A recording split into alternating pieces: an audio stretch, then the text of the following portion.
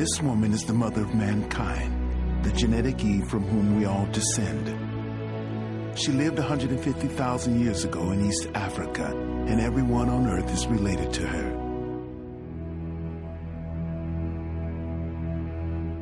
Her daughters and granddaughters will take modern humans out of Africa to populate the rest of the world, the most incredible and important journey mankind will ever make.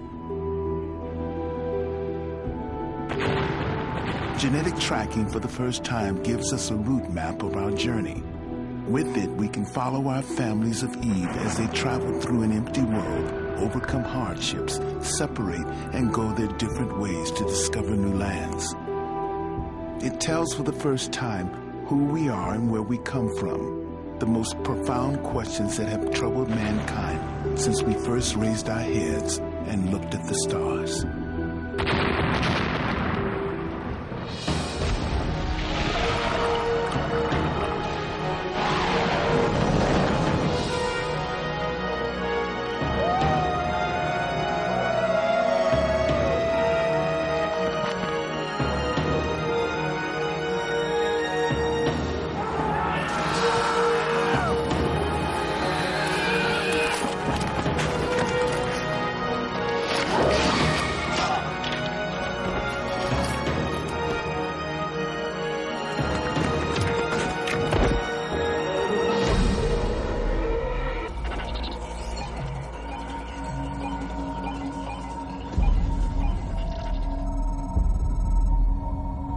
This new science is a breakthrough.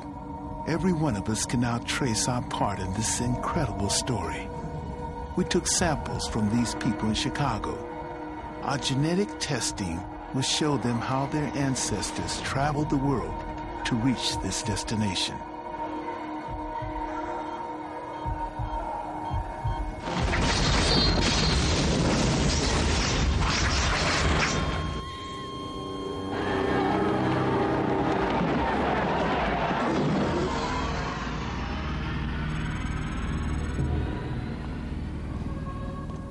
One 150,000 years ago, the world was in the grip of an ice age. The ice caps have advanced. Sea levels dropped 400 feet. North Africa is a vast desert with small islands of green. On these islands are tiny groups of people.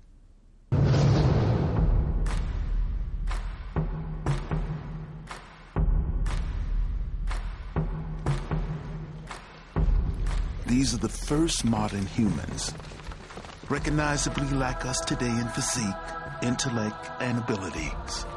We are the same people they were.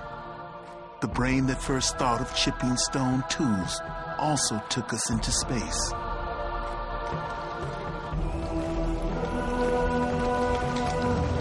They are hunter-gatherers living in widely scattered groups, roaming each year over great distances, sheltering where they can, gathering seeds and fruit.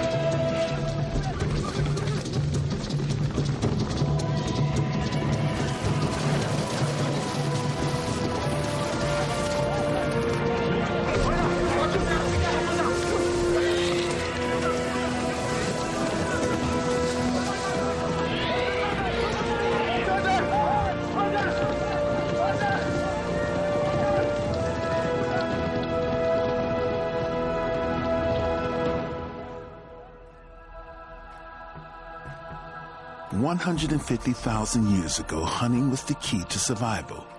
It explains much about the way the human race developed. Hunting needs careful thought and planning. It needed cooperation that demanded enhanced intelligence and communication skills.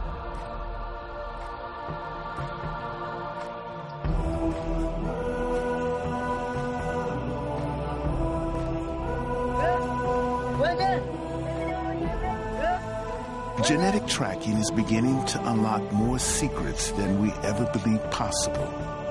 In just 7,000 generations, modern humans have left Africa and penetrated every corner of the globe. And through the unbroken genetic thread binding us to our past, we can begin to understand why it happened.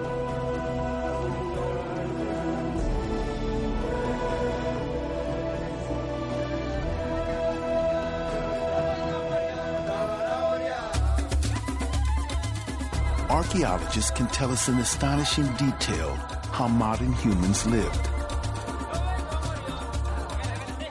But to understand who we are and where we come from, we must look at our genetic heritage.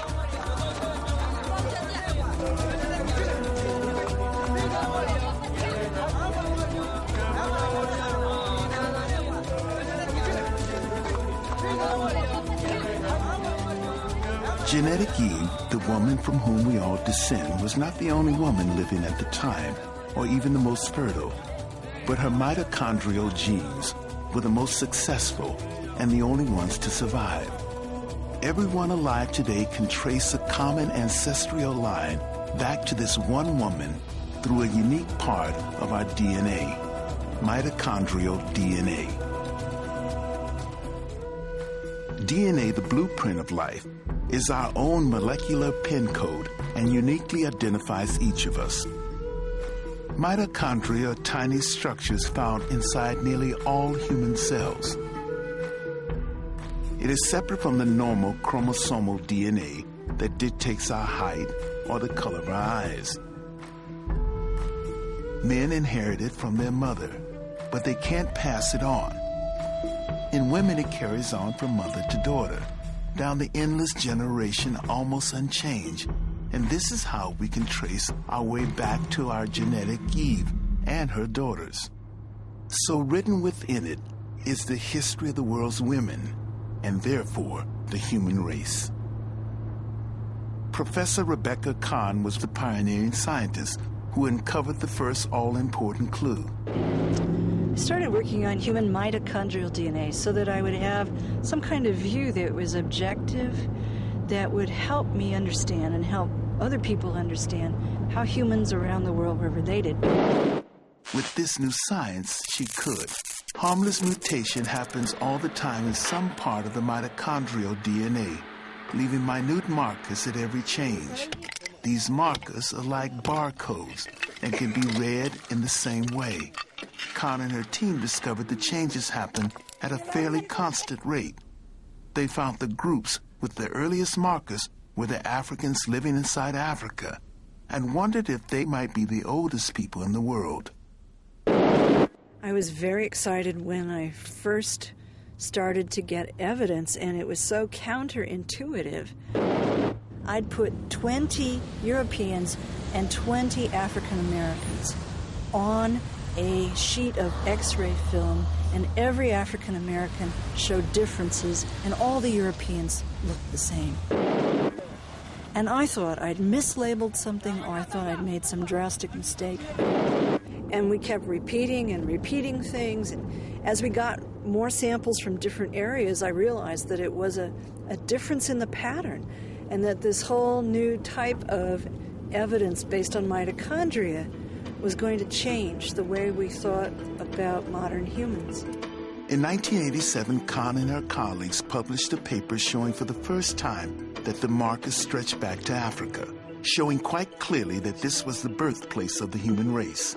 New Guinean tribesman, Parisian bartender, American teacher, Polynesian farmer, all were improbable relatives linked through one black woman 150,000 years ago. Their findings caused a sensation. The responses of people were sort of amazing.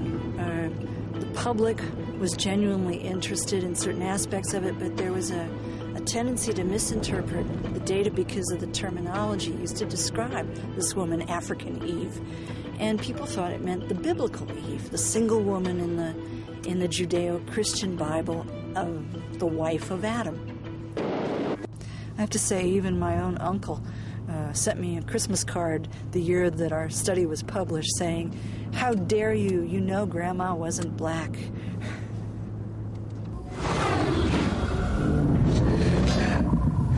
Her work is rewriting human history. Through it, we now know the first mutations took place in Africa, maybe 150,000 years ago, and belonged to our genetic Eve.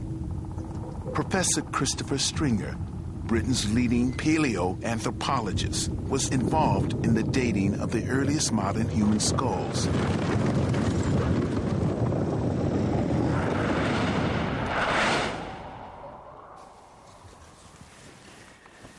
This skull is as close as we can get to what the face of mitochondrial Eve would have looked like. It's a very complete skull found in sediments in a cave dating from about 120,000 years ago. And we can see here that it's a modern human. We've got a high rounded vault to the skull, a face that's tucked in under the cranial vault. And this is what she looked like. Using forensic reconstruction techniques, muscle and flesh have been added to the skull and provide us with the very first glimpse of how our genetic mother might have looked 150,000 years ago. This is the closest we can get.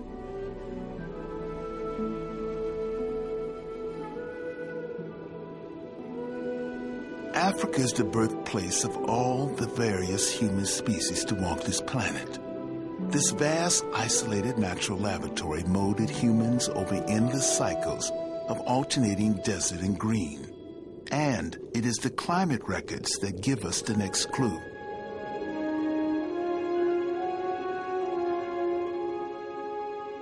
Modern humans made many attempts to make the long trek out of Africa, settling in different parts of the old world, but they did not survive.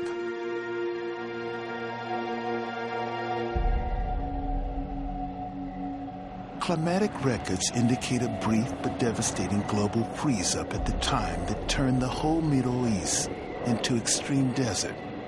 Trapped in the northern corridor by the Sahara, there was no return and few places to take refuge. Neither they nor any of their lines survived. They would die in severe drought about 110,000 years ago. Their bones were discovered in Kafse caves near Nazareth in Galilee in 1933. 13 fragile skeletons, one a woman, a tiny baby at her feet. When these bones were first uncovered, they were the oldest complete modern human skeletons ever found. The numerous skeletons that have been found in caves in Israel at the sites of Kafse and Shkul show us that there were modern humans outside of Africa over 100,000 years ago. Those modern humans may well have gone up the Nile corridor through Sinai and into the Middle East. But it doesn't look like they went any further. In a sense, they were a dead end. It would be 40,000 years before they would try again. 80,000 years ago, the world was cooling down again. Once again, the ice caps were advancing, drying out the lands. Life became much harder. As Africa dried up, so did the drinking water.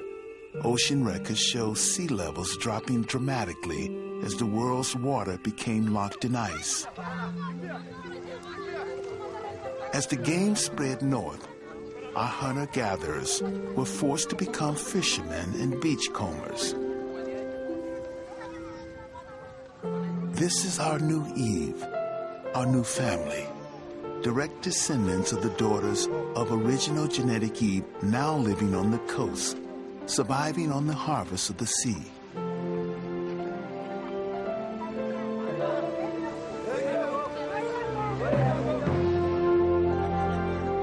Our entire survival has always been at the mercy of the climate. When times were good, we could spread out. A bigger range meant more food. But the Ice Age froze the world, and the deserts closed in, forcing our groups into smaller territories, huddled against the coast. Their beachcombing diet consisted of fish, scallops, oysters, and clams. But the Red Sea became much saltier, making fishing and beachcombing more difficult.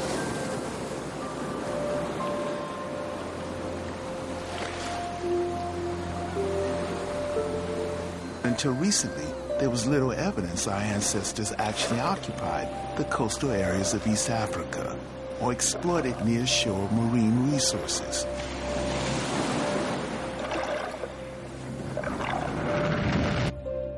This is Sifi Berhade, a geologist. In 1999, he was part of an international expedition looking for evidence of modern human occupation in Eritrea.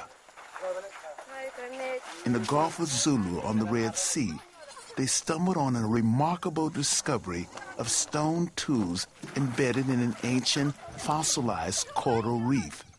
The reef was dated 125,000 years old. This is the world's first recorded oyster bar, 6.5 kilometers long and 15 meters above the current sea levels. It's the oldest evidence of beachcombing anywhere in the world. Buried in it are human tools, along with fossilized oyster, clam, and scallop shells. It provides absolutely clear evidence that our ancestors were exploiting the sea. This is the unit where we have interstratified layer of big oyster and mollusk shells at the base. And they are quite horizontal. And this was a platform where modern man used to be walking and dumping their stone tools and some of the shells they were eating. There's this hand axe with a sharp end, and some of the shells that have been shed from this interstratified layer, and they've been using this for breaking the shells and eating it. And then when they were finished with it, they would sort of dump the hand axe and also a shell and walk to the next site. But the most important thing, it's not this, because you cannot date it. It's what you find in situ, which makes it very, very important. If you see, this one is an obsidian tool that had been used to smash some of these oyster beds that you see. You don't see both completely enclosed, but have been smashed, and the goodies have been eaten. And these are some of those very important stone tools that have been discovered. This is the first place where beachcombing for marine resources have been documented worldwide and verified.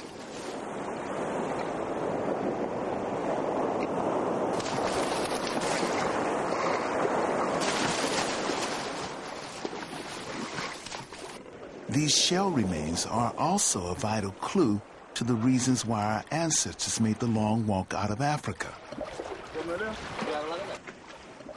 On a constant diet of seafood, many more children would have survived.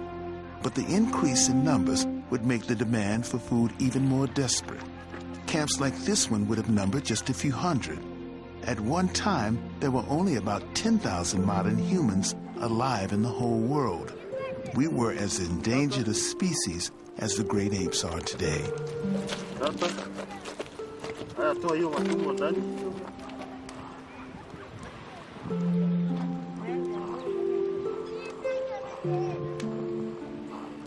When the beachcombing and spearfishing failed to support them, they no longer had a choice.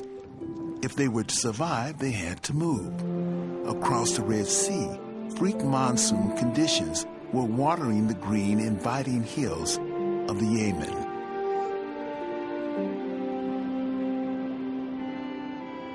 Scientists have always thought our ancestors migrated from Africa many times, group after group, and it was believed they always went north via Egypt and modern Israel, but the DNA trail tells a different story. Professor Stephen Oppenheimer is one of the world's foremost authorities on current genetic research into DNA tracking. By putting together the genetic tree with prehistoric weather patterns, he is one of the first to come up with the extraordinary idea that our ancestors came out of Africa by a single southern route.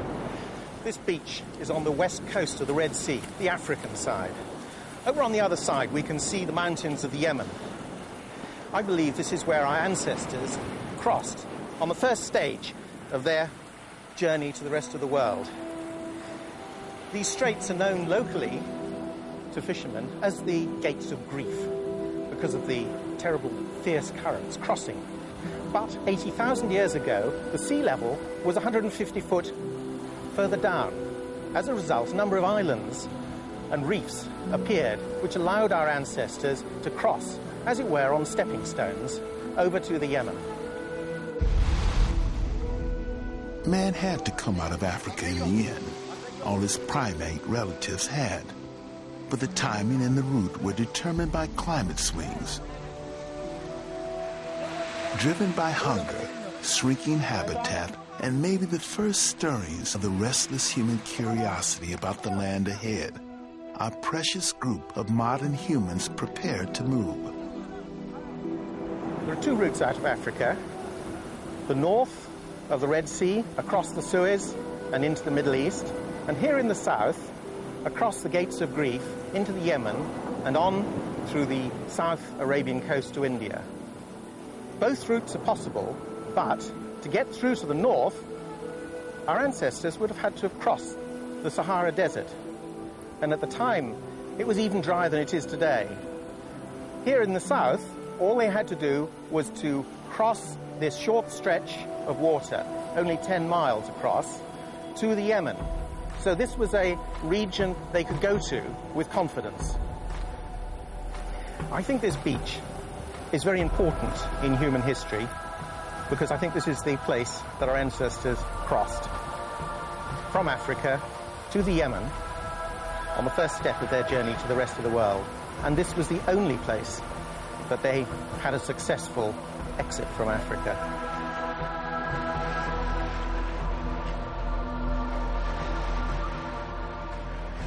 I believe the most important journey the human race ever took started here on this beach 80,000 years ago.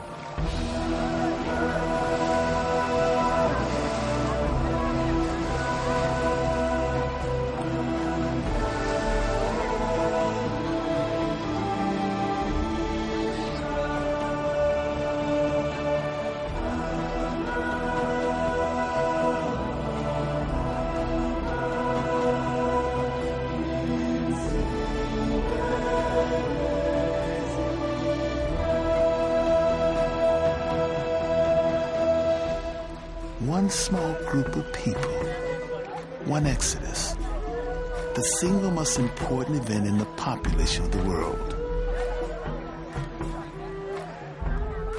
This is no single trudge across the sandbanks. This was an epic struggle to stay alive, not just for themselves, but the rest of mankind.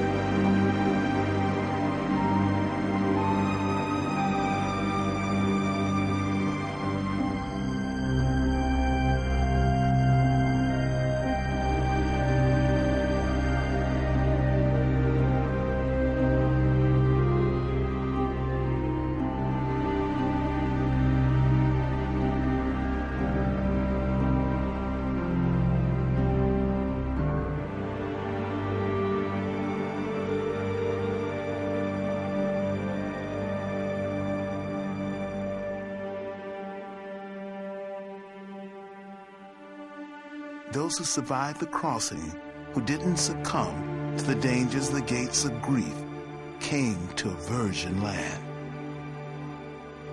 This is the new frontier and the beginning of the rest of the world.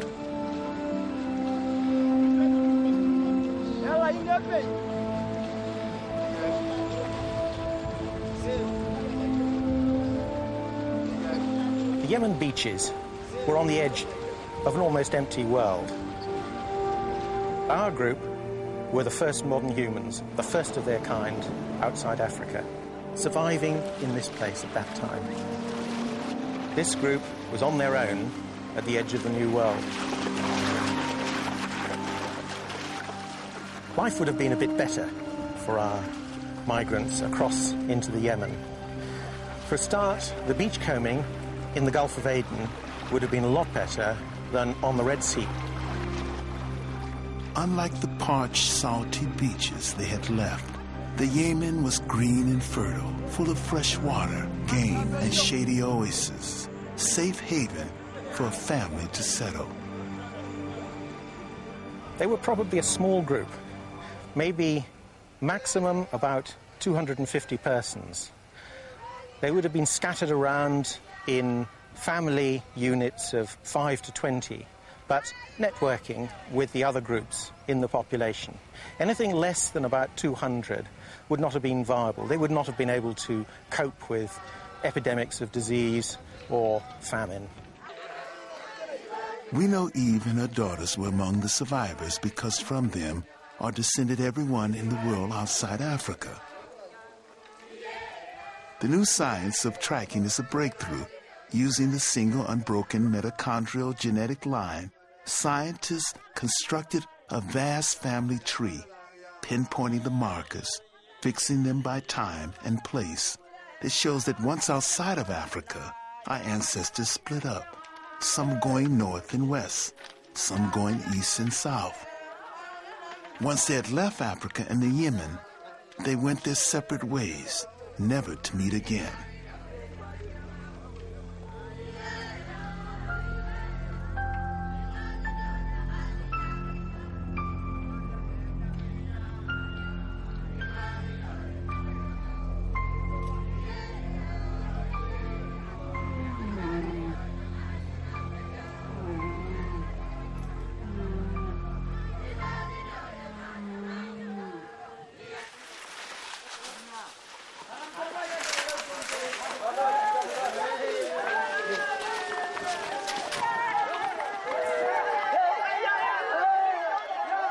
When the group first arrived here, they would have had a selection of African lines.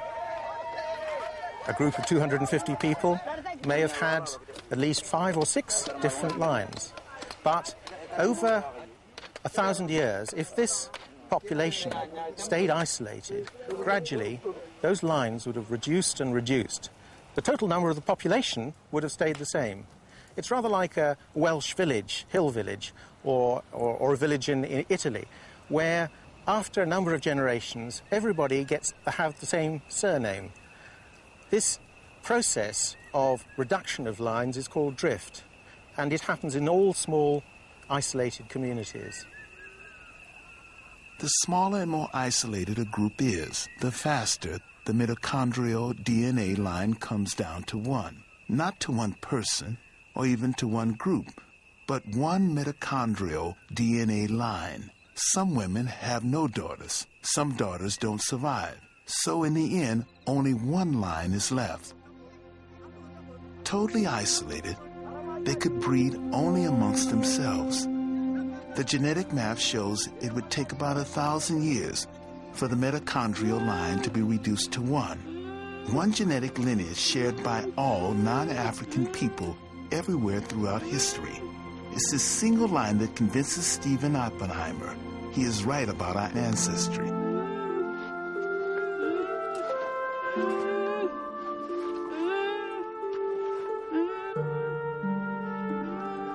I think the implications of the single exodus from Africa are enormous. For a start, there's a simple observation that Australians, New Guineans, Southeast Asians, Chinese, Native Americans, Europeans and Indians all come from the same small group.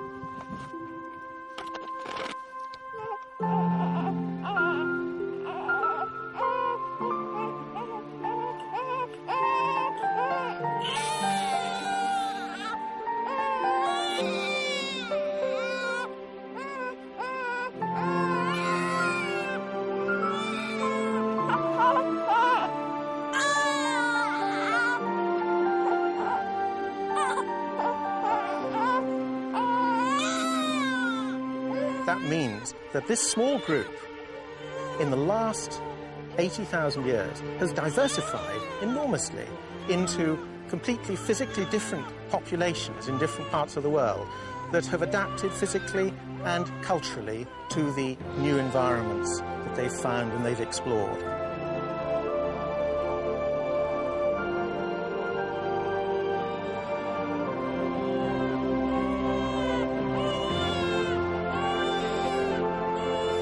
In the Gulf, Eve and our out-of-Africa families stayed put, waiting until the climate changes allowed them to move. Their descendants would be the people of the Middle East, spreading north into Europe 40,000 years later and founding the vibrant cosmopolitan cities we know today.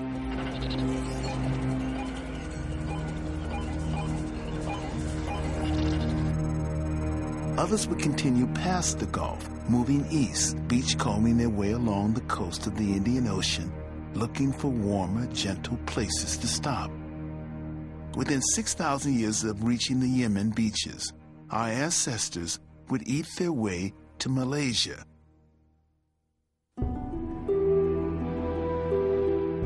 "6,000 miles from Africa, our family are deep in the tropical rainforests of Southeast Asia. These are the descendants of Eve, hunting in the jungles of Malaya. Roaming in small bands, staying in one place long enough to reap the harvest of wildlife and then moving on. Their bodies are beginning to adapt to the rainforest conditions. Away from the harsh African sun, their skins become lighter, their stature reduced by lack of meat. Like hunter-gatherers in the jungle today, they live on fish, rats, squirrel, and lizards, on canopy game, fruits, and roots. They disguise and camouflage themselves to conform to the foliage and imitate animal calls to deceive their quarry.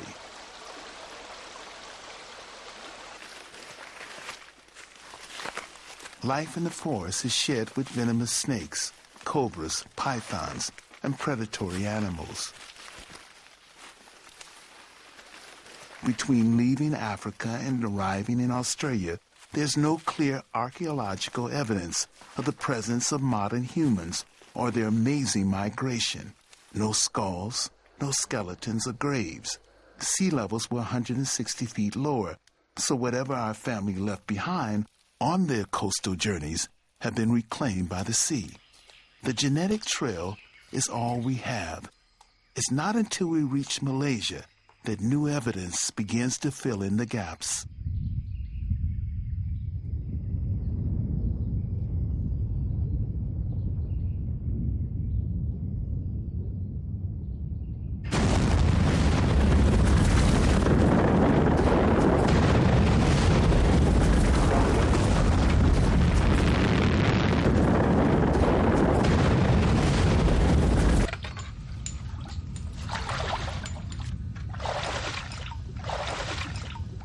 The Great Toba eruption in Sumatra 74,000 years ago was the single biggest explosion in the last 2 million years. The plume was 25 miles high and plunged much of the world into 6 dark years of volcanic winter.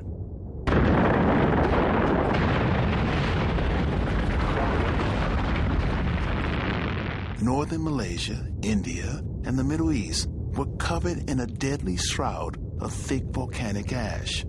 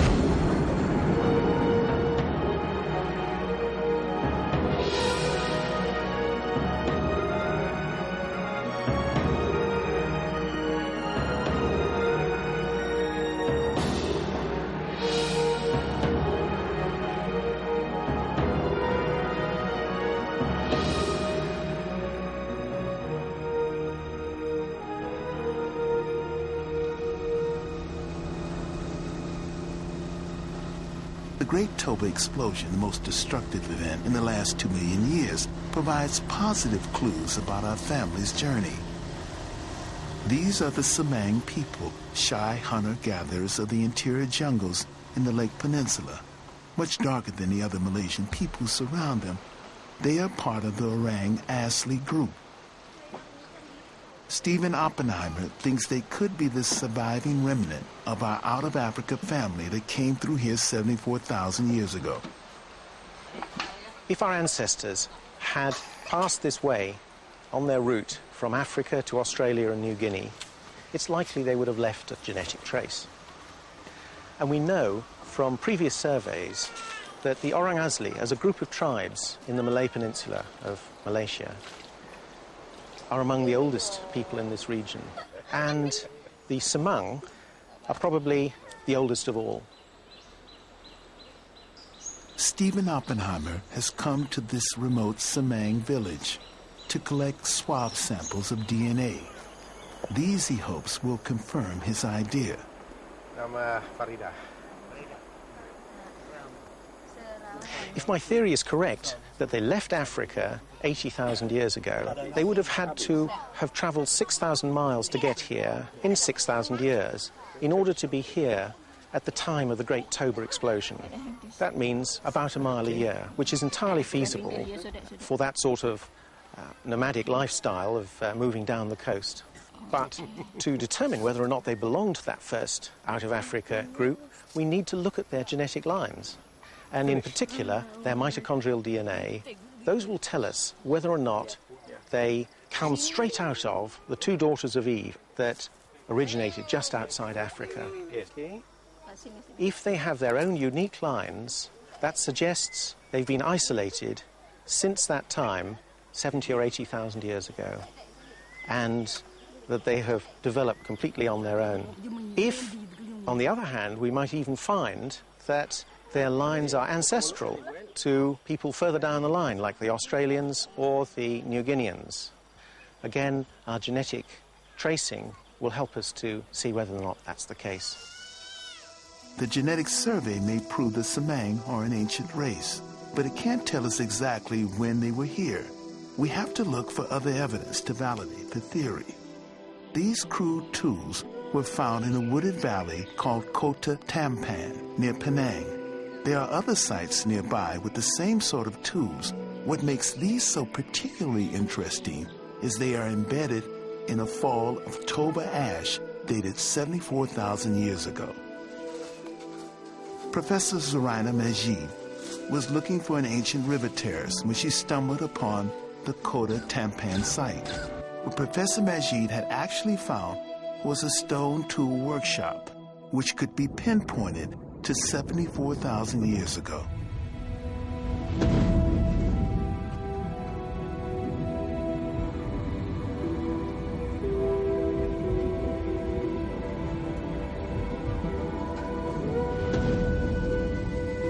The ash covered the working floor. That ash has been dated to 74,000 years ago.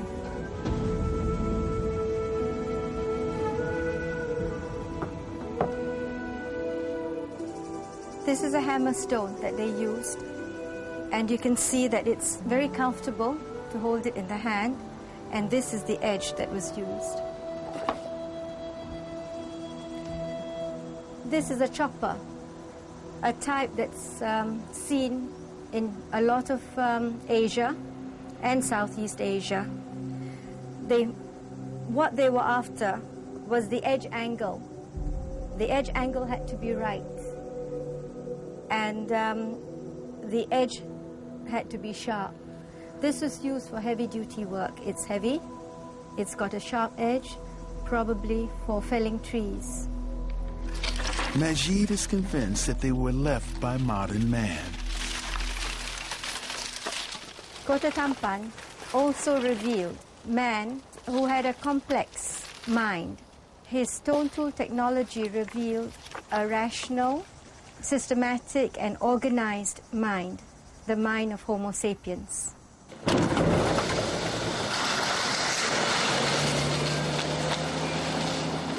These Kota Tampan tools are crucial for the dating of modern man's presence in Southeast Asia. They're the first tangible evidence we have of the whole journey from Africa to Australia.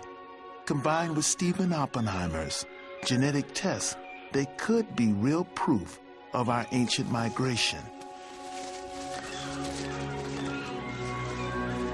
Has he found the evidence he needs?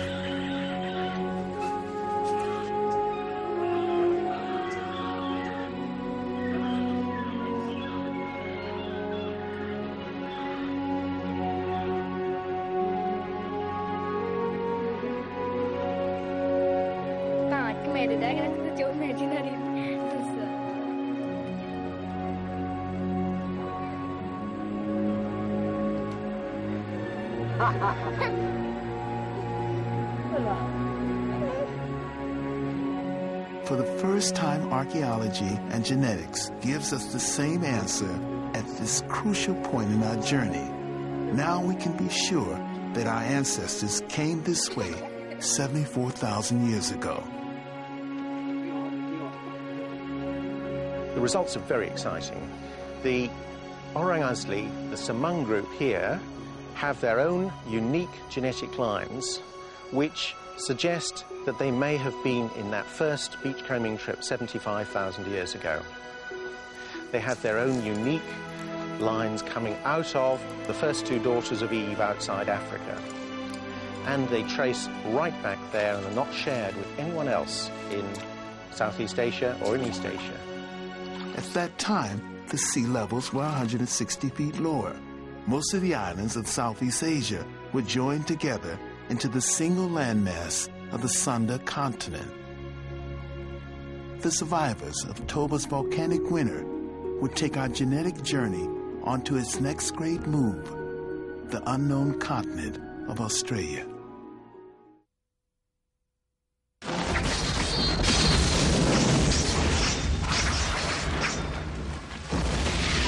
"100 miles of shark-infested sea separated them from the new land.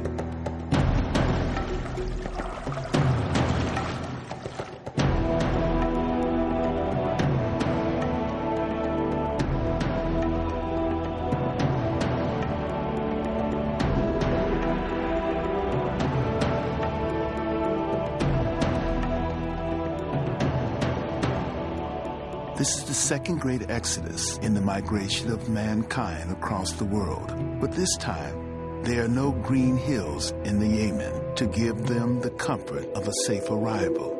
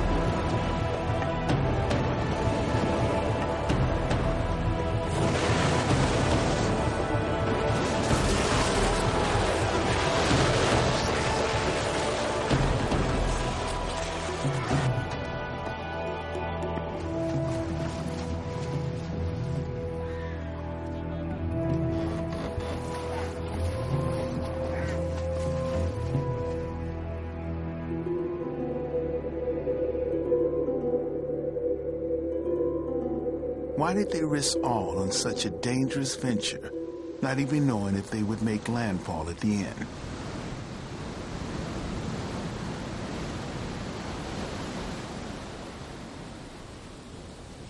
Some scientists believe they were blown off course and arrived in the unknown shore accidentally. But new clues from the genetic evidence says no. It shows Australian Aborigines have a number of genetic lines, unique only to them, leading straight back to the first daughters of our new out-of-Africa Eve. So many lines carried by so many women arriving in such a short time suggests deliberate intention, not accidental raft wreck. The first group arrived 70,000 years ago. More followed over the next 5,000 years, all descendants of our out-of-Africa Eve. These were the first people to walk on this vast and empty continent. They would stay undisturbed for thousands of years.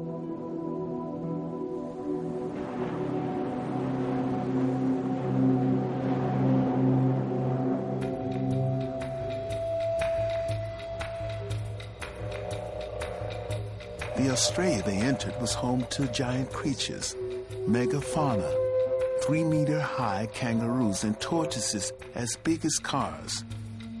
The cape of this vanished world has been dated to 61,000 years ago. But suddenly, 10,000 years later, this fantastical creature and all the other megafauna were extinct. The climate didn't alter. There are no huge kill sites indicating overhunting, but humans change the world wherever they are. This sudden extinction is evidence of their presence. It seems likely our ancestors destroyed the leafy habitat with fire, and the larger plant-eating animals simply died away.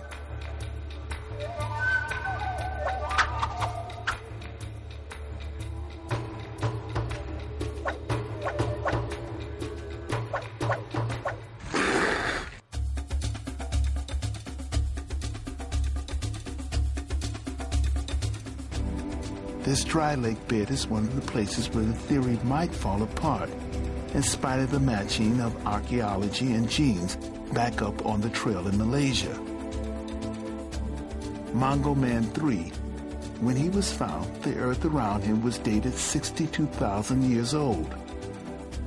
When the bones were tested for DNA, sensationally, the DNA did not match anyone anywhere in the world.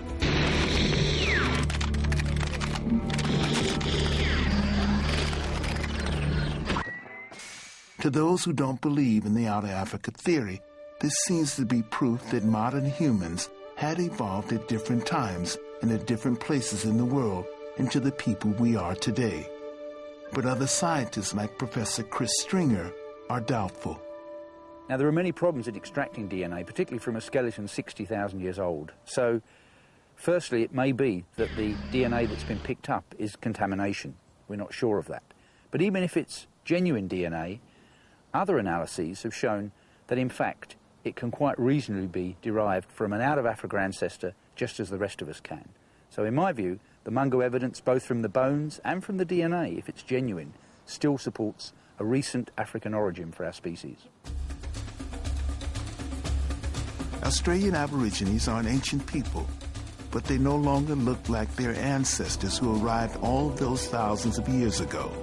Their bodies have adapted, retaining all those characteristics needed to survive as hunter-gatherers in the harsh desert environment. Under the skin, we are all very much alike. Our DNA shows that we come from one very small gene pool.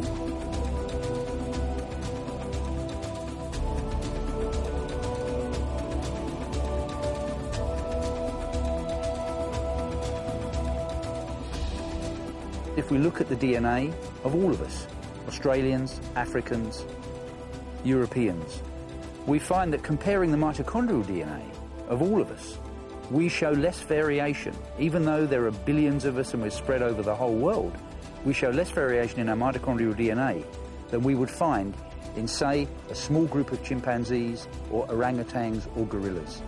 Those apes show more variation, even in their small groups, than the entire human race shows. But if all the people from around the world descend from such a small gene pool, why do we all look so completely different? Natural selection and adaptation to the environment are the most important factors. Sexual selection is crucial. Climate dictates body shape.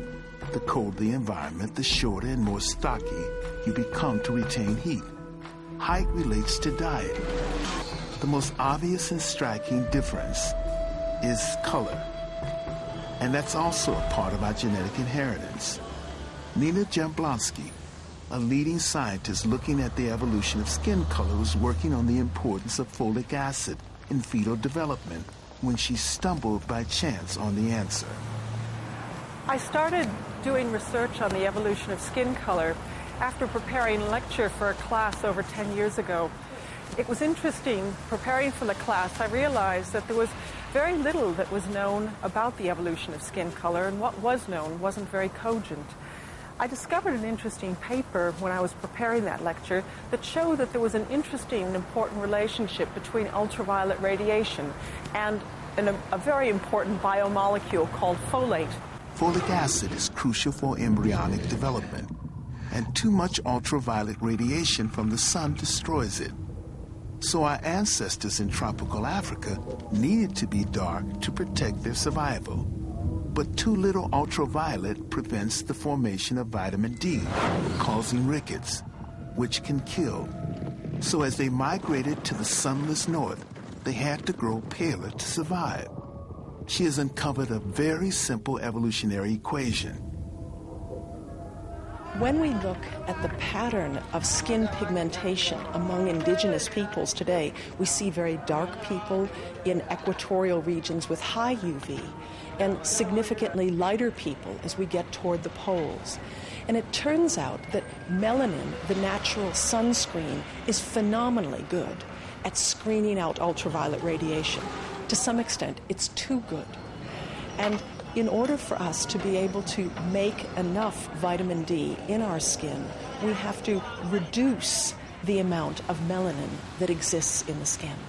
And so what we see in the course of our species history, as we've moved from an area of high UV to areas of lower UV, our skin has become more and more depigmented. She calculates that it takes about 20,000 years to turn from black to white. All that distinguishes color in people are tiny genetic differences laid down long ago. During the epic beachcombing migration from Africa to Australia, our family left behind colonies. One group made their way up through Asia and into China and beyond.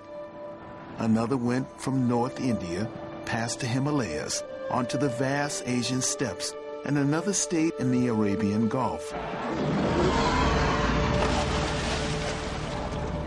Large freshwater lakes allowed our out-of-Africa families to colonize these pockets of lush vegetation surrounded by desert. Continuous occupation occurred here for more than 30,000 years, their bones and artifacts becoming submerged as sea levels rose.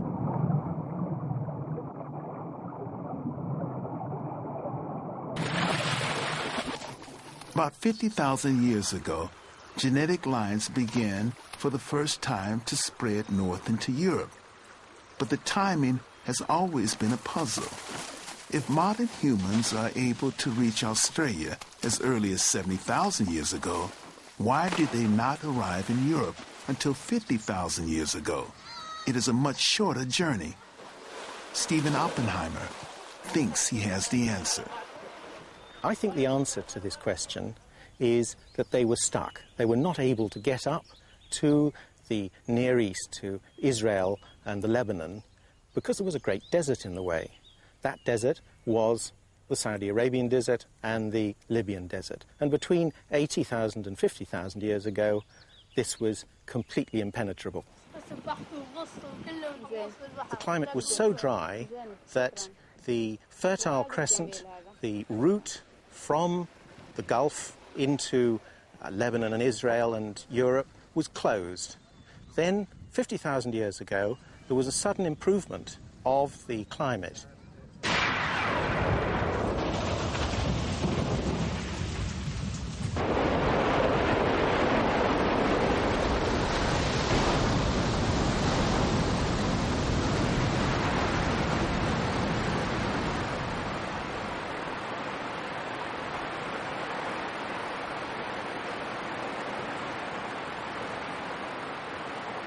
After centuries of domination by the desert, the rains came. Monsoon rainfall increased in Arabia and India. and the Fertile Crescent opened up. Rivers swelled and game spread north. Our families and genetic lines followed them.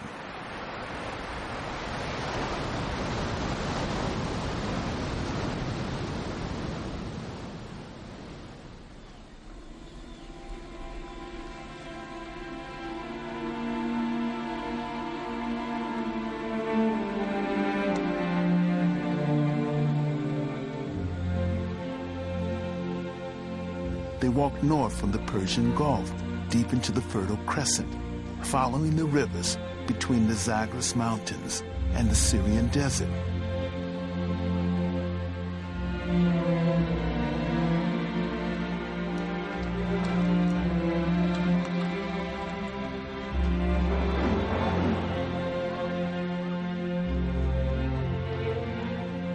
The idea that Europeans came in through North Africa is very firmly fixed. But Stephen Oppenheimer's evidence does not support this. Genetic evidence completely does not support it. There's no evidence of the early branches, and in fact only one of the main branches that people the world is found in the European region. Now, of course, that does upset a lot of fixed views about the origins of the Europeans, and forces us to consider the fact that Europeans were part of the same single family that came out of Africa through the southern route.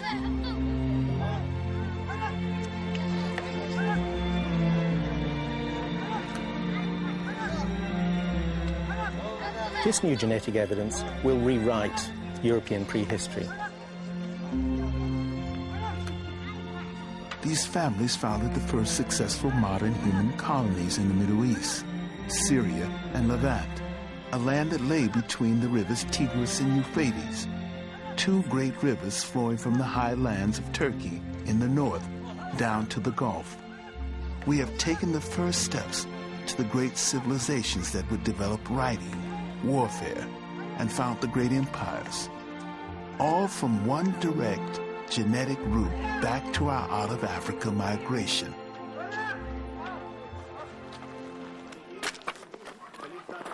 During this time, there was also an explosion of new technology. The stone tools and spears modern humans manufactured became even lighter and more effective. The Zagros Mountains were full of game, and good hunting makes stability. Likewise, they began to establish the fixed geography of burial grounds and sacred places.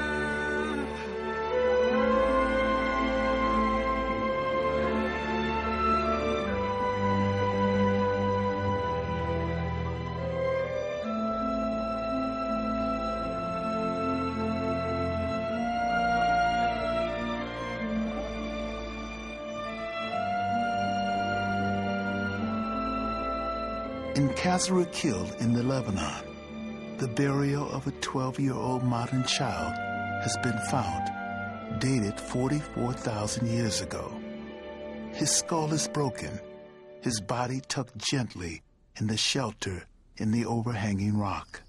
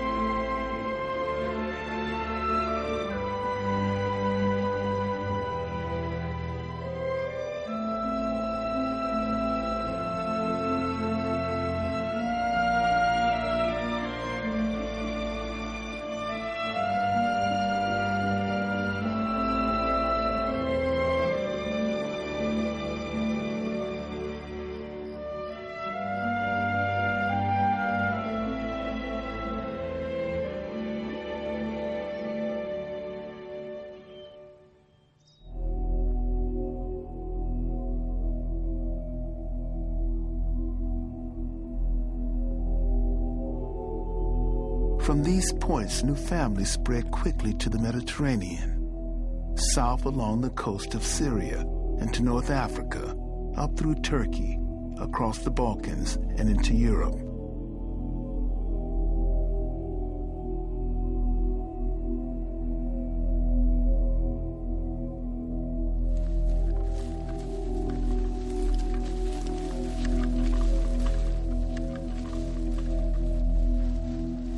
This is our new family, direct descendants of our marshland Arabs in the Gulf, entering the unknown territories of Germany. But the land they are entering is not empty. Others were there before them.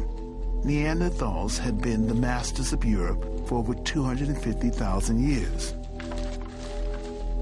In 1856, in the Neander Valley in Germany, quarrymen were digging out mud from a newly blasted site when they discovered some ribs, part of a pelvis, some arm and shoulder bones of a large human-like animal. They thought it was a bear skeleton. Scientists later believed it was some ancient northern savage who terrified the Roman armies. Professor Chris Stringer is an expert on Neanderthals and their world. These people became known as the Neanderthals. They became the center of a debate about human evolution, about whether these people were possibly our ancestors or whether they represented a strange side branch of human evolution. I've got here a more complete skull than the one that was found in the Neander Valley in Germany. This was found at the beginning of the last century in France, and it shows us very well what the Neanderthals looked like in the head and face. There's a strong brow ridge over the eye sockets. The whole face is pulled forward, and there's an enormous nose. There's no chin on the lower jaw. And we now think that the Neanderthals were perhaps cold adapted. They evolved for hundreds of thousands of years in Europe under conditions colder than the present day. And this shaped their physique. They were short and stocky, very powerfully built. And this nose may have been even part of a mechanism for breathing in cold and dry air.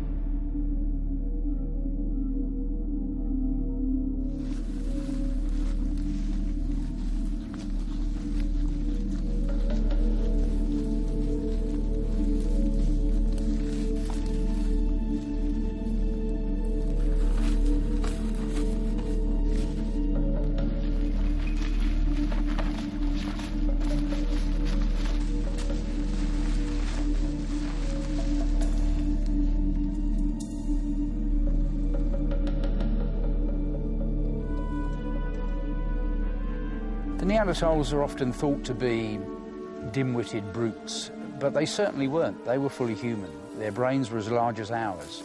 I think the Neanderthals are a different species from us, but they're a closely related species, a sibling species, one that had common ancestors with us maybe only 500,000 years ago. So on that basis, the Neanderthals are fully human. They're 10 times closer to us than chimpanzees are.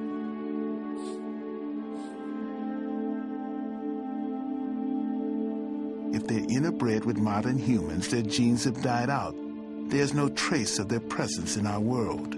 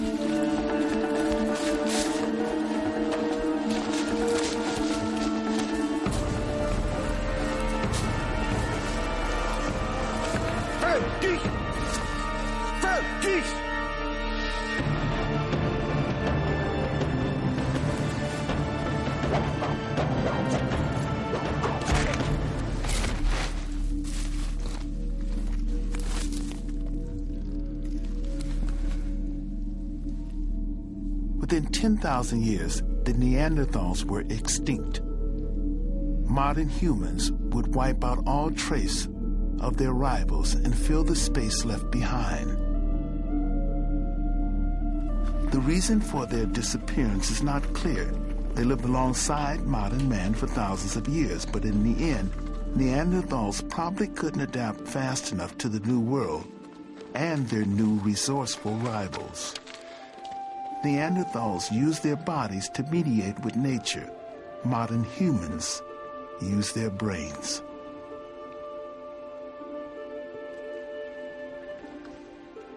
Into the void moved waves of modern humans from the Middle East and Russia, spreading throughout Europe. Scientists think that with these waves came 4 mitochondrial DNA lineages, 4 granddaughters of our out-of-Africa Eve. They arrived between 45,000 and 10,000 years ago, and most of modern Europeans can trace their lineage back to them.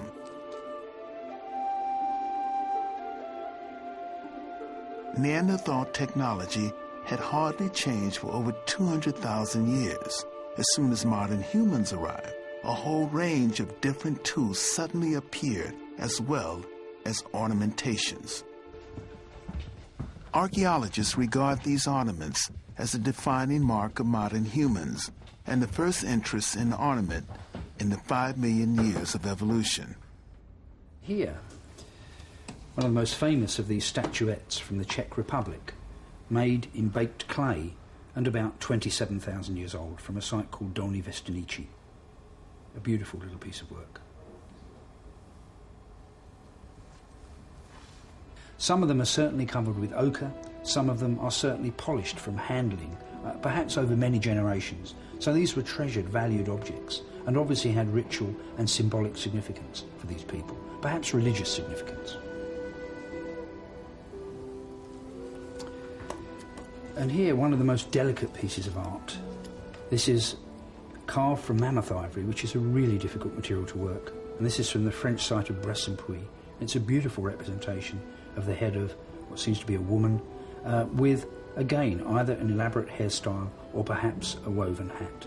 And this is a really delicate, beautiful piece of work.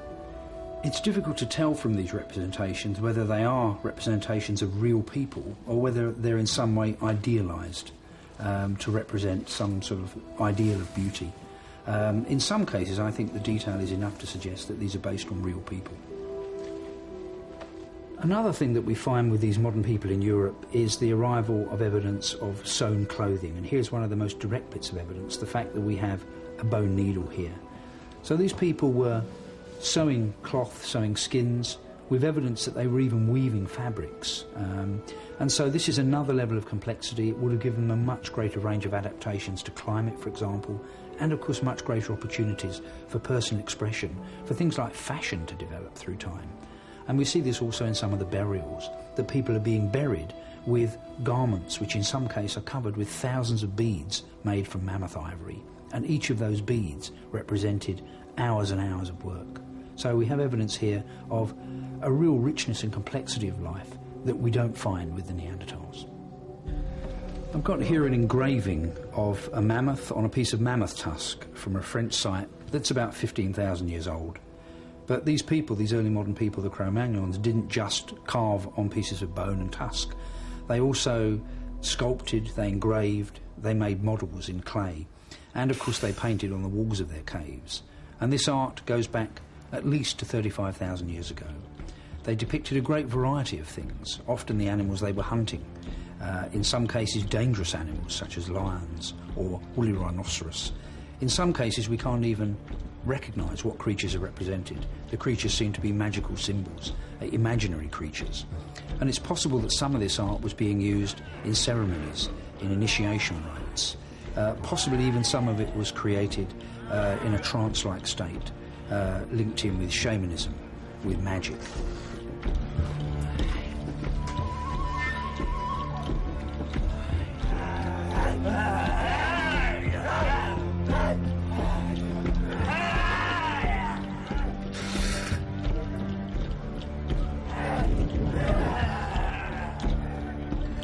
Modern humans have come as far as we could come on the continent of Europe. Behind us, we have left clear genetic footprints leading back to the One Out of Africa movement 80,000 years ago. 10,000 miles away on the other side of the globe, and 6,000 years later, the invasion of the New World would begin. The world was cooling down again as the new ice age began. Modern humans have found one place to settle. Our genetic lines now spread in all directions from the one southern out of Africa route. And the last remaining frontier of America now has us trekking north from India and Southeast Asia and China, and east from the Mongol steppes in Siberia, converging at the Bering Straits, the fragile strip of land joining Asia with America.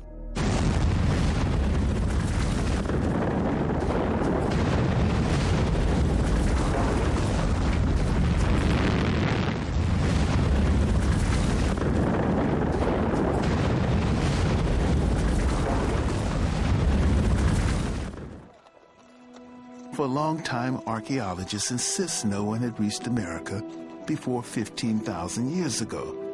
But new information from the DNA genetic trail has our American ancestors crossing the Beringia land bridge from Asia 25 to 20,000 years ago.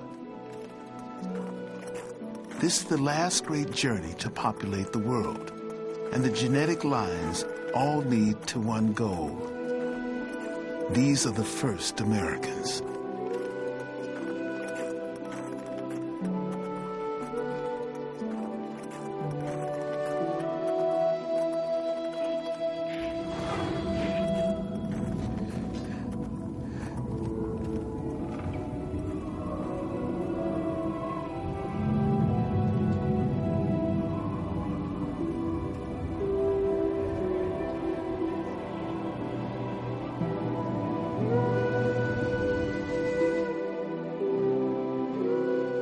"25,000 years ago, the world was moving into one of the worst ice ages we'd ever have to endure. In places, the ice was 3 miles thick.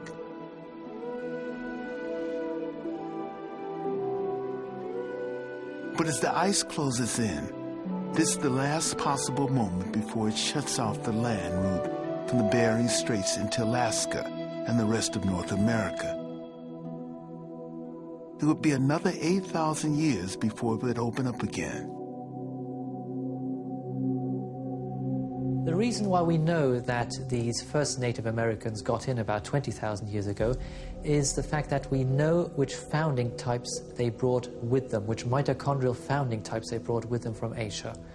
We have types in Asia which are similar to American types, and therefore we know the ones that actually came into America as opposed to those which derived since the arrival in America. Now, on average, the founders in America have accumulated one mutation. And since we know the mutation rate for our genetic system, the mitochondria, is one mutation every 20,000 years, we know that these founder types have been evolving in America for 20,000 years, and that is when they must have arrived. In North America, the Great Laurentian Ice Sheet smothered the Central Plains, destroying everything in its path, forcing our migrants down the west coast into South America. As the ice retreated, we could spread back into the liberated land. There's evidence of a settlement at a rock shelter on the Ohio River in Pennsylvania called Meadowcroft. Meadowcroft is very important here to the American story because it is dated at about 16,000 uncalibrated radiocarbon years before today, and is therefore one of the earliest Native American sites to be credited by archaeologists. And this ties in wonderfully with our genetic estimates, because they must have come in several thousand years before that in order to get down to Meadowcroft. Dr. James Adelvazio led the team of scientists who excavated the shelter.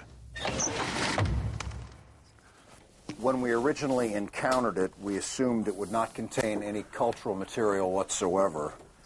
But as it turned out, there were an assortment of artifacts and other indications of a human presence several thousands of years previous to what the estimate for the maximum age for the peopling of the New World was.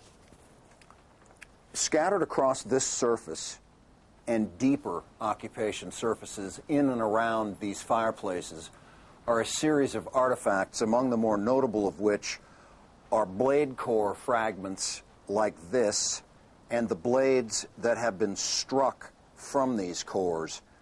What's unique about these items is that not only are they not manufactured for the most part by later Paleo-Indian groups in the Americas, but they bear a striking resemblance to blade cores from northern China that are 28 or 29,000 years old.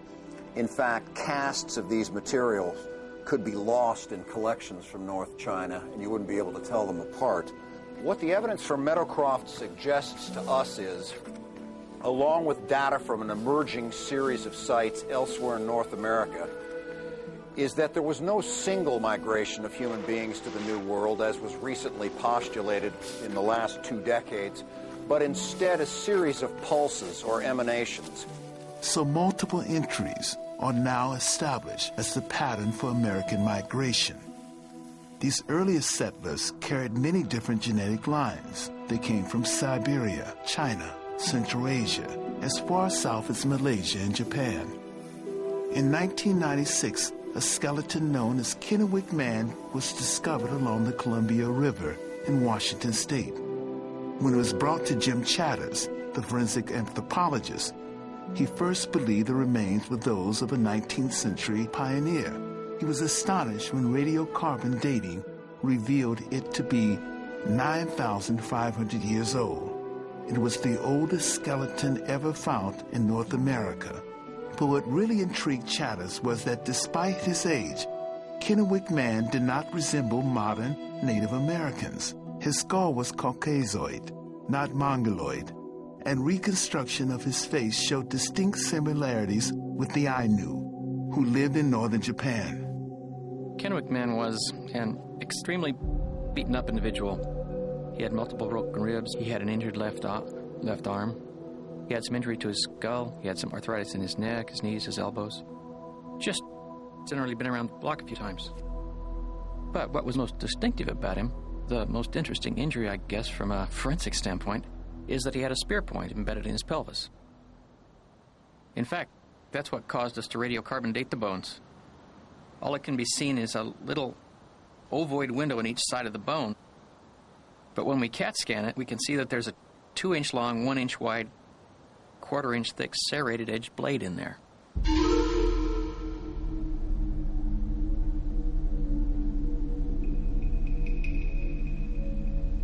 Now, what's interesting about this spear point is that it's of a style that we only see after this man's death in eastern Washington. We can see that style moving down the coast of British Columbia into Washington around 10,000 years ago and on to 9,000 years ago. That's radiocarbon years. The people who bring this spear point, who are the ones that we find with this style of spear point a short distance later in time, are very similar to modern American Indians.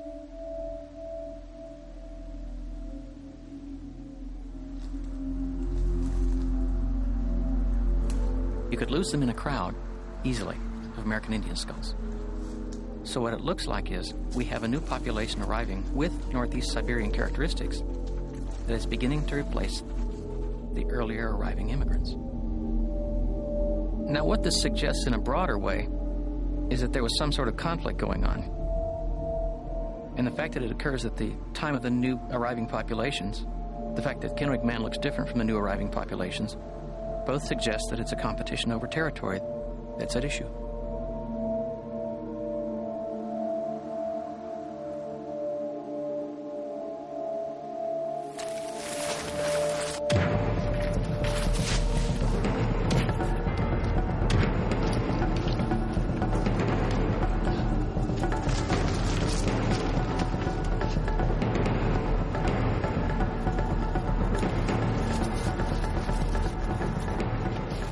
Now, from the angle of entry, from the velocity of entry, it's fairly clear that this spear was coming directly at him, and that he could see it coming.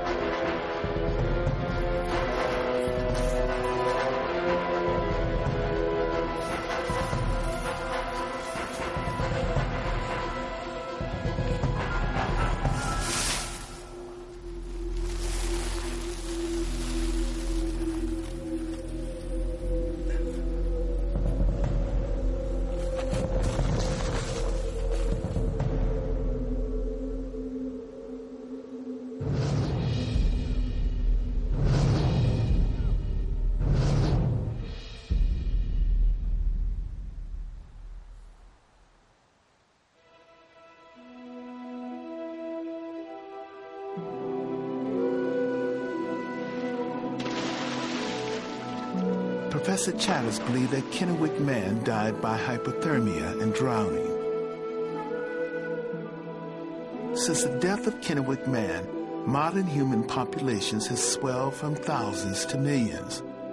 We have advanced from primitive hunter-gatherers to farmers and traders, townspeople and city folk, and from tribal domains to empires. In 5,000 generations, we have arrived in the modern world we know today.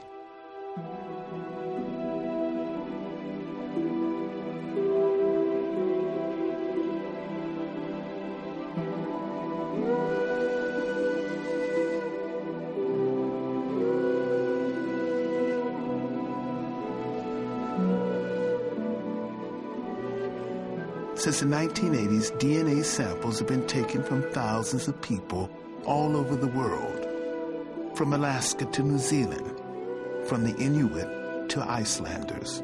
By analyzing them, scientists can trace similarities between personal pin codes and see which people are most closely related.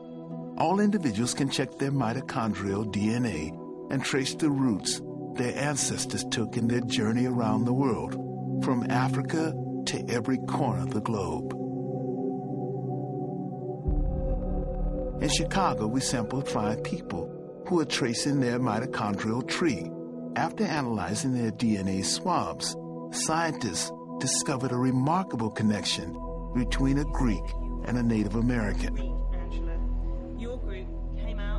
Angela Tracus is a Greek who came to the United States from Europe. Leonard Malatari is a Native American full-blooded Cree. They are both from the same small and rare branch of our family tree and share a common ancestor 30,000 years ago.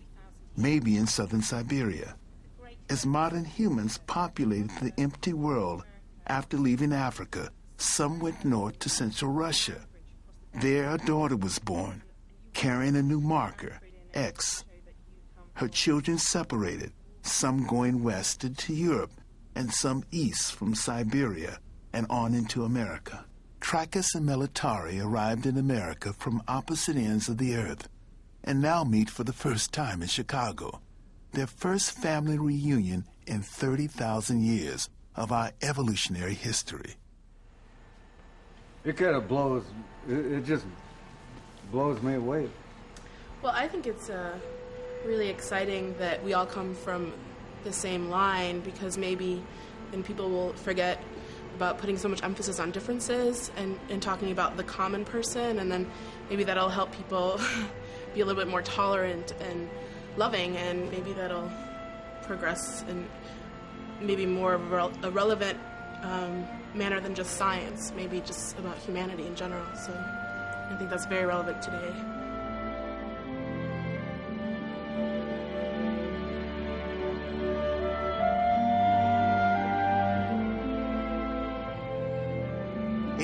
Years ago, a tiny group of modern humans braved the terrors of the Red Sea and left Africa forever. They carried with them the future of the world. By 10,000 years ago, they had penetrated every corner of the globe. The most incredible and important journey we have ever made. For the first time, we now know who we are. We know where we come from. We know we are the same people as our restless and inquisitive ancestors, but we have reached the end of our migration. There are no more empty lands to move to. Science tells us an unbroken chain links us to our past and to each other, all sharing the same genetic inheritance from our ancestral Eve. Perhaps that is the most important message we should carry into the future.